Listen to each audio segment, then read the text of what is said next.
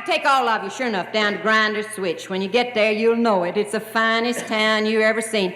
They've got a newspaper down there called the Grinder's Switch Gazette, but nobody reads the newspaper to find out who done what. They know that by the party line. They just read the newspaper to find out if they got caught at it. But it's right down here. It's right down here, just 50 miles below here in Nashville, Tennessee. And it's on the NC and St. L Railroad. And there's a tunnel on there. And it's not a very long tunnel, and they don't turn the lights on when you go through there. And it's dark. Oh, it's wonderful. And one day I was going through there, me and Sister was coming in here to Nashville for me to work the Grand Ole Uproar, and we come into that tunnel, and there's a fella right across from me just reached across and grabbed me and kissed me. I didn't know what to do. I didn't know whether to bake a cake or cut a watermelon. I ain't never been around much, except that time I went to town, leaned over to tie my shoe, and got caught in a revolving door. I made 300 round trips in that thing before I could get through. Scared Mammy to death. She kept on saying, "Speak to me, Minnie, speak to me." I did every time I went around. Howdy, Mammy, howdy, Mammy, howdy, Mammy. We got in that tunnel, and he kissed me, and then we got on out on the other side, and he didn't know what to say to me, and I didn't know what to say to him.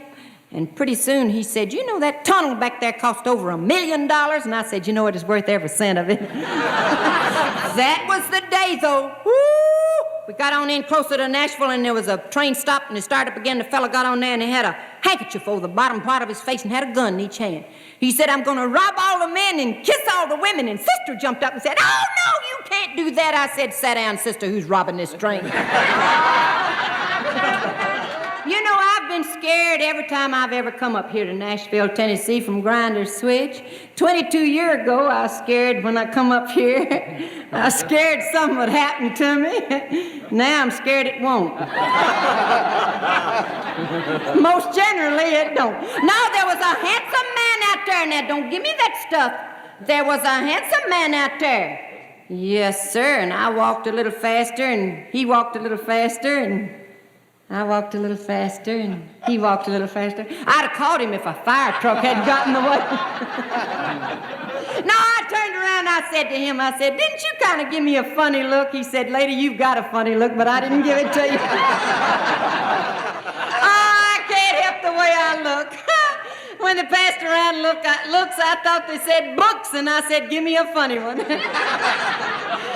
I can stand almost anything, though, except the other night a feller said something to me that was real hard to take.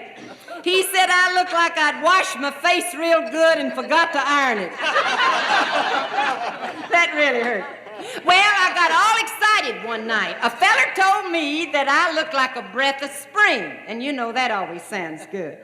Well, he didn't use them words. He said I looked like the end of a hard winter. Well, I'll tell you. There's just one thing I've got to say. I ain't two-faced, or I'd have wore the other one tonight.